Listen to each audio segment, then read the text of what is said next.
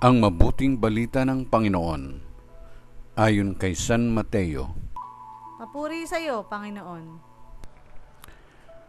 Noong panahong iyon, ang 11 alagad ay nagpunta sa Galilea, sa bundok na itinuro sa kanila ni Jesus.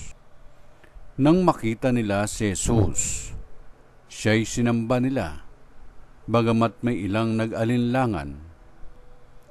Lumapit si Jesus at sinabi sa kanila, "Ibinigay na sa akin ng lahat ng kapangyarihan sa langit at sa lupa. Kaya humayo kayo at gawin ninyong alagad ko ang lahat ng bansa.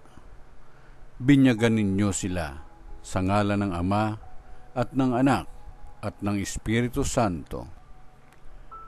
At turuang sumunod sa lahat ng pinag-utos ko sa inyo.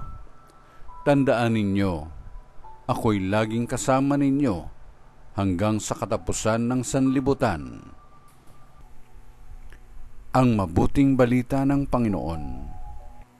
Pinupuri ka namin, Panginoong Jesucristo.